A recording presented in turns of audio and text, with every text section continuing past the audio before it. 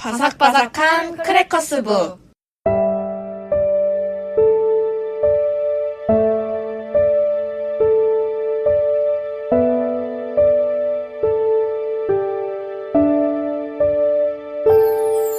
안녕하세요. 안녕하세요. 저희가 벌써 경찰 드라마 특집 2부로 돌아왔습니다. 네. 네, 반갑네요. 저번 주에 살짝 예고드린 대로 오늘의 작품은 바로 2018년도 3월부터 5월까지 8부작으로 방영되었던 드라마 라이브입니다. 네. 최근에 제가 접한 바로는 폭스사에서 이제 2020년도에 리메이크를 한다고 하더라고요. 아, 정말요? 그 외국 버전으로 만들어지는 건가요? 그렇겠죠? 와.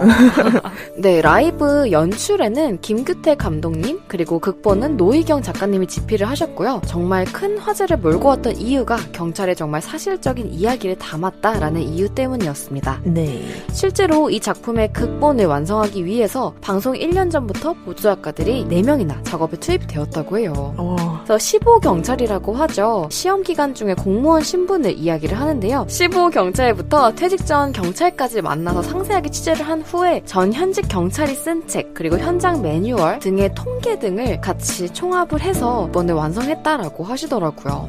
네. 그래서 장면마다 확인이 필요한 사항들은 시작부터 끝까지 경찰들의 자문을 요청해서 받았다고 합니다. 아, 저는 작가님이 기획 의도를 밝혔던 게 되게 인상적이었는데 영웅 이야기 시원하고 통쾌한 복수극을 기대하신다면 조금 실망할 수 있다고 말씀을 하시면서 네. 풀뿌리 같은 대다수 사람들, 최전방에서 스스로 총알바지라고 이야기하는 사람들의 진지하고 현장감 있게 다루고 싶어서 만드셨다고 합니다. 와, 근데 정말 맞는 것 같아요. 네. 시민들에게 있어서 최전방이잖아요. 경찰은 그쵸. 제일 정말 저희가 믿고 의지하는 때문에 이 라이브라는 드라마가 되게 시민들에게 필요한 드라마는 아니었을까라는 생각도 듭니다. 네. 네, 드라마 라이브 등장인물로는요. 한정호 역의 정유미 배우님, 염상수 역의 이광수 배우님, 오영촌 역의 배성우 배우님, 그리고 안장미 역의 배종옥 배우님 등 굉장히 다양한 유명하신 배우님도 많이 나오시고 신인 배우님들도 굉장히 많이 출연을 하셨던 걸로 기억이 듭니다. 네. 그래서 드라마의 줄거리는요. 전국에서 제일 바쁜 홍일지구대에 근무하며 일상의 소소한 가치와 정의를 지키기 위해 밤낮없이 바쁘게 뛰며 사건을 해결하는 지구대 경찰들의 이야기라고 간단하게 보시면 좋을 것 같은데요. 네. 개인적으로 이 드라마가 좋았던 이유는 글지호 작가님이 얘기하셨던 것처럼 뭔가 가깝고도 멀었던 지구대에 대한 좀 상세한 이야기들이 담겨 있어서였지 않을까 생각이 듭니다. 네. 그래서 드라마 라이브가 저희의 상상과는 다른 현실의 경찰을 보여준 것처럼 네. 저희가 그거에 대한 자료조사를 좀 해왔죠. 네. 제가 실제로 경찰로 일하는 언니분을 한 분 아는데 네. 신고 접수가 되게 많다고 해요. 특히나 금요일이나 토요일에는 신고 접수가 2배 정도로 늘어난다고 합니다. 그리고 저희가 생각하는 업무를 수행하기도 하지만 실제로는 취한 사람들의 그 토사물을 치우는 게 그렇게 많다고 하더라고요. 드라마에서도 굉장히 초반에 네. 자기가 생각했던 지구대의 근무 모습과 전혀 다른 그렇게 맞아요. 소삼을 치우는 모습을 많이 볼 수 있었죠. 맞아요. 그래서 저는 광주 드림이라는 신문사에서 서수빈 청소년 기자님이 쓰신 문장들을 좀 가져와 봤는데 네. 흔히 저희가 경찰서 하면 생각하는 그런 유치장이 없어졌다고 해요. 아, 네. 인권 문제 때문에 지구대에서는 거의 사라졌고 소파에 매달린 수갑을 채우는 바에 설치를 해서 거기에서 조사를 한다고 합니다. 어떤 작년에 저희 1부에서 소개드렸던 동백꽃 필무렵에서도 봤던 것 같아요. 아. 실제로 그 바에다가 네. 그 주치자분들이 이렇게 한 손에만 수갑을 차고 아. 그렇게 계신 모습을 본 적이 있어요. 네, 그리고 실제로 순찰차도 내부에는 경찰을 위협하지 못하도록 강화 플라스틱 칸막이가 설치되어 있는데 다른 일반 승용차와 다른 점이 딱 하나 있다고 합니다. 아, 네. 바로 뒷좌석에서는 문손잡이를 열 수 없는 거라고 하는데요. 아예 손잡이 자체가 없다고 해요. 그래서 범인이 만약 탔을 때 도주의 위험이 있기 때문에 원천 봉쇄하는 의미로 그렇게 했다고 하고 경찰분이 차문을 열어줘야지만 내릴 수 있다고 합니다. 근데 되게 중요한 기능이네요. 그쵸. 그리고 경찰과의 인터뷰도 진행을 한 게 있는데 네네. 위험한 상황에서 테이저건이나 총기를 혹시 사용한 경우가 있냐는 질문에 드라마에서는 많이 사용하는 것처럼 연출이 되었지만 실제로는 1년에 한두 번 정도 있을까 말까 한 일이라고 합니다. 그리고 신고를 가장 자제해 주셨으면 하는 부분이 있나요? 라는 질문에 경찰 서비스가 높아짐에 따라 다양한 신고가 많이 들어온다고 해요. 네. 그래서 간단한 신고는 일반 민원 110번 혹은 경찰 민원 182번으로 신고를 해주셨으면 좋겠다고 이런 간소한 바람을 전해주셨습니다. 112가 범죄 신고라고 하더라고요. 그러니까 다른 경찰 민원 사항은 다른 번호로 연결해 주시면 더 나은 사회를 만들 수 있지 않을까요? 저도 현직 경찰인 분께 들었었는데 저희 나라 분들이 신고를 굉장히 잘하시는 편이래요. 그래서 오히려 그런 신고 덕분에 강력 범죄에 네. 있는 범죄자들도 잡을 수가 있었고, 그래서 제 동생도 신고를 굉장히 잘하는 편인데 네. 저번에 한번 길을 가다가 밤에 그 신호등 가운데에 걸쳐가지고 누워 계신 할아버님이 계셨어요. 근데 차가 왔다 갔다 하니까 정말 위험하잖아요. 근데 저는 그걸 못 봤었는데 동생이 그걸 보고 요새는 경찰 신고를 꼭 전화만이 아니라 문자로도 할 수 있거든요. 네. 그래서 문자로 신고를 하면은 계속해서 답장이 와요. 이제 신고를 받고 출동합니다. 이런 이야기까지 오기 때문에 네. 그렇게 신고를 우리나라 분들은 이제 잘해주시는 편이라고 하시더라고요. 그래서 저도 범죄 예방 차원에서 앱 하나를 깔았는데 네. 112 긴급 신고라는 앱이 있어요. 여기 보면은 테스트 신고라고 해서 신고하기 전에 어떤 신고를 신고해야 되는 건지 테스트 해보는 것도 있고, 제가 알기로는 이게 사이렌이 울리는 기능도 있거든요. 그래서 뭐 범인 같은 걸 만났을 때 처음으로 쫓아낼 수 있는 방법이 일단 큰 소리라고 해요. 그러니까 사이렌 같은 것도 어플 깔아두면 좋지 않을까 생각합니다. 그재원 작가님이 현직 경찰이신 분의 인터뷰를 가지고 오신 거를 들으면서 저도 주변에 있던 경찰관분의 이야기를 들은 적이 있거든요. 네. 그래서 제 주변에서 지구대에서 근무하시는 분이었는데 평일 아침에도 주치자들이 굉장히 신고가 많다고 얘기를 하시더라고요. 주치자는 무엇인가요? 주치자가 바로 취객들입니다. 이제 많이 취하신 분들인데 아무래도 취하면은 집인 줄 알고 이렇게 누워 계시는 분들이 많대요. 네. 근데 제가 좀 충격받았던 일은 평일 밤낮 할 것 없다는 것이었는데 그때가 오전 10시 월요일이었는데도 불구하고 신고를 받고 나간다라고 했을 때 평일 밤낮 그런 게 없구나라는 생각을 하기도 했습니다. 네. 그리고 이로 인해서 변경된 사항도 있었는데요. 2016년부터 경찰분들의 제복이 바뀌었잖아요. 네. 원래는 연회색의 반소매였는데 현재는 짙은 청록색으로 변경이 되었고, 넥타이는 필요할 때만 착용이 가능하도록 청록색의 셔츠에다가 약간 페이크처럼 넥타이 모양으로 같이 넣어두기도 했는데, 술에 취하신 분들을 이제 도와드리는 과정에서 그 분들이 넥타이를 잡아당기는 경우가 많아서 경찰관분들의 위험 때문에 넥타이를 의무를 없앴다고 합니다. 되게 슬픈 이유 때문에 바뀐 디자인이네요. 네, 굉장히 위험하니까요. 그렇죠? 그래서 라이브 드라마에서도 보면은 2인 1조로 계속해서 교대를 하면서 하루 종일 순찰을 하시잖아요. 네. 이런 주치자 신고라든지 간단한 민원도 무조건 출동을 해야 된다고 들었어요. 네. 그래서 거의 밤낮이 바뀔 정도로 4교대라고 하죠. 네네. 이틀은 또 오전 근무, 그리고 나머지 이틀은 밤에 새벽에 근무하시고 이러다 보니까 좀 많이 힘드신 상황인데, 어느 날에는 경찰관 분께서 아주 잠깐 경찰차를 이제 대로변에 세워두고 살짝 쉬고 계셨는데, 그때 지나가던 시민분들께서 몇 분이 경찰차 창문을 두드리더니 세금 받고 일하는 공무원들이 그렇게 쉬면 어떡하냐고 빨리 순찰하라고 얘기를 하시는 분들이 간혹가다 종종 있으시대요. 그래서 저도 그 말 듣고 너무 놀랬던 게, 할 게 정말 많기 때문에 중간중간 이런 틈을 이용해서 쉬지 않으면 몸이 남아나지 않을 정도의 업무량이거든요. 그쵸. 마음이 아프기도 하고 좀 안타깝기도 하고, 그 경찰관들의 스트레스가 얼마나 클까라는 생각을 좀 많이 하기도 했어요. 경찰분들이 민원 신고 넣는 번호도 하나 만들어야 될 것 같아요. 정말 신문고뿐만이 아니라 따로 만들어야 합니다. 네. 그러면 저희가 드라마 라이브에 대한 책 소개를 드려야 되는데, 그지만 작가님부터 드려볼까요? 네. 책 익숙하지 않나요? 이거 제가 선물해드렸던 책 아닌가요?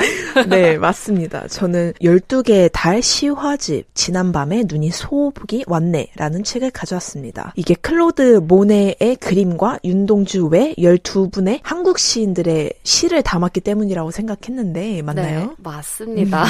모네를 워낙에 좋아하시긴 하는데 시집이랑 같이 이렇게 시화집으로 되어 있는 건 저는 처음 보는 형식이라 꼭 네. 추천을 해드리고 싶었어요. 책은 12개의 달 18, 그러니까 1월부터 12월까지를 말하죠. 네. 그런 시리즈로 이루어져 있는데 저는 1월 편 지난밤에 눈이 소복이 왔네를 가져왔습니다. 모네가 그린 프랑스의 겨울 풍경과 한국 시인들이 쓴 한국적인 시 표현을 동시에 볼 수 있어서 저는 무척 즐거웠는데 네. 되게 특이한 거는 첫 번째 페이지, 두 번째 페이지 이렇게 써 있는 게 아니라 한 달에 31일까지 있잖아요. 네네. 그래서 까치라는 이 그림이 6일에 나와 있어요. 우와. 이런 표현들이 되게 좋더라고요. 그래서 오늘은 31일 거 읽어볼까? 약간 이런 느낌으로 펴보는 것도 되게 좋은데 네. 제가 이 그림을 유독 좋아하는 이유가 프랑스 놀러 갔을 때 루브르 박물관을 간 적이 있어요. 네네. 유명한 모나리자나 이런 작품들이 다 1층에 있기 때문에 다들 없는 시간 쪼개서 1층만 구경을 하시는 경우가 대다수지만 저는 번잡한 걸 좀 싫어하는 성격이라 네. 바로 3층으로 올라갔어요. 근데 이름은 모르는 화가들이 많아서 그냥 그림만 보고 있다가 문득 한 그림이 너무 좋아서 봤는데 모네의 작품이었던 거예요. 우와. 그래서 뭐지? 미국에 있을 때도 걸음만 멈추면 모네 작품이어서 되게 신기했었는데 이 그림을 보는 순간 진짜 막 눈물이 날 것 같은 거예요. 그럴 때 있죠. 네, 그래서 저는 아직까지도 가능하다면 이 그림을 사고 싶을 정도로 오. 가장 좋아하는 작품인데 네. 또 좋았던 시를 2개만 꼽자면 18일에 있는 별을 쳐다보면 이라는 시를 가져왔습니다. 오른쪽에 같이 들어간 모네의 그림을 먼저 설명드리자면 하늘을 향해 자란 약간 우림 지역에서 많이 발견될 듯한 나무들이 이렇게 자라 있는 모습이고요. 네. 읽어보겠습니다. 노천명 작가님의 시고요. 나무가 항시 하늘로 향하듯이 바른 땅을 딛고도 우리 별을 쳐다보며 걸어갑시다. 친구보다 좀 더 높은 자리에 있어 본댔자, 명예가 남보다 뛰어나 본댔자, 또 미운 놈을 혼내주어 본다는 일, 그까짓 것이 다 무엇입니까? 술 한 잔만도 못한 대수롭지 않은 일들입니다. 바른 땅을 딛고도 우리 별을 쳐다보며 걸어갑시다. 라는 시입니다. 뭔가 시를 읽어주시니까 뽀득뽀득한 소리가 나는 것 같은 그런 느낌이 드네요. 네, 그래서 이 시도 무척 좋았지만 또 31일에 네. 나와 있는 언덕 박인환 님이 쓴 작품이 있는데 오른쪽에 있는 그림을 또 먼저 설명을 해보자면 약간 노을진 혹은 아침의 해가 떠오르는 분홍빛이 설경을 이제 물들이고 있는데 네. 되게 높은 산에 쌓인 설경 위로 나무 오두막 같은 게 2개가 보이긴 해요. 네. 그래서 이거 상상하시면서 들어주면 좋을 것 같아요. 언덕, 박인환. 연 날리는 언덕, 너는 떠나고 지금 구름 아래 연을 따른다. 한 바람, 두 바람. 실은 풀어지고 연이 떨어지는 곳, 너의 잠든 곳. 꽃이 지니 비가 오며 바람이 일고 겨울이니 언덕에는 눈이 쌓여서 누구 하나 오지 않어 네 생각하며 연이 떨어진 곳 너를 찾는다.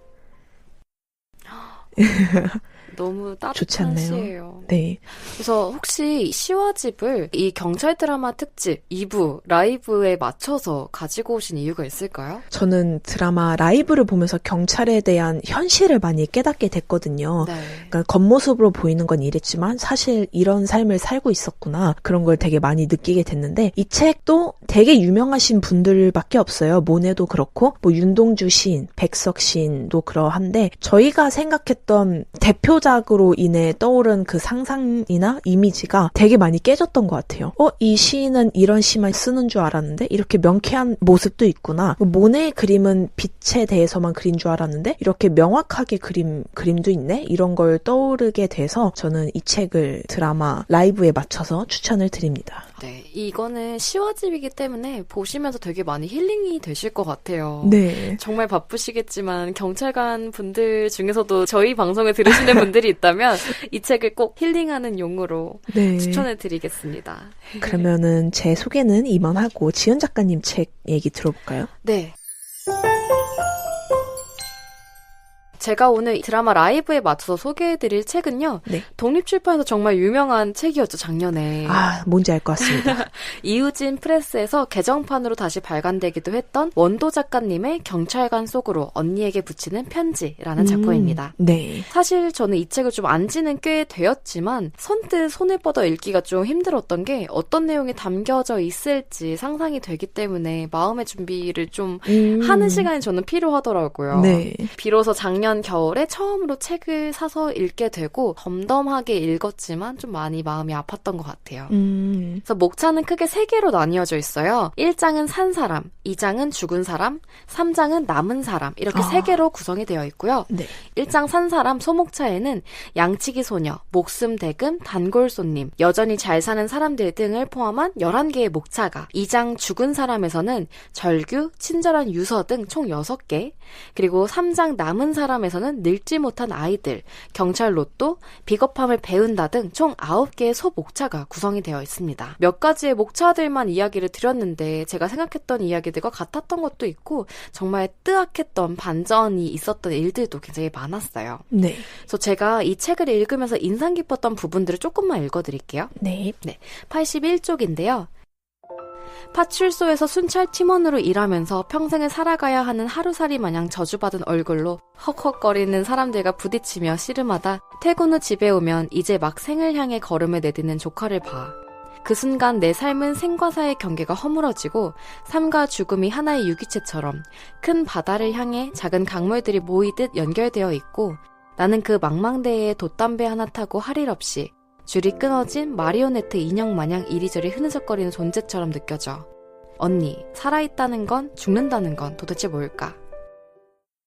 이 부분을 보면서 경찰가분들은 집에 와서도 일이 좀 잔상처럼 많이 떠오른다는 이야기를 들은 적이 있었는데 네. 참 업무의 연장선처럼 집에 와서도 계속 그 생각이 들지 않을까 생각이 들어요. 네. 근무하는 경찰관으로서 고려해야 할 것들이 정말 많잖아요, 사실. 네. 그래서 그런 이야기를 담은 부분들도 있었는데 58쪽인데요. 여기서 비난해야 할 사람은 누구일까? 경찰은 경찰이기 이전에 한 명의 직장인일 뿐이야. 적극적인 업무 처리를 하면 할수록 직장 내에서 나의 입지가 위태로워지고 잘못되면 몇 년치 연봉만큼의 액수를 물어줘야 하거나 더 잘못되면 아예 직장을 잃을 수도 있는 상황에서 누가 영웅처럼 나서겠어. 현장의 영웅을 원한다면 영웅이 마음 편히 활약할 수 있는 환경을 제공해줘야 돼. 맨 땅의 헤딩으론 이마만 깨질 뿐이니까. 이런 나의 생각에 언니는 인상을 찌푸릴 수도 짐짓 화를 낼 수도 있을 거야.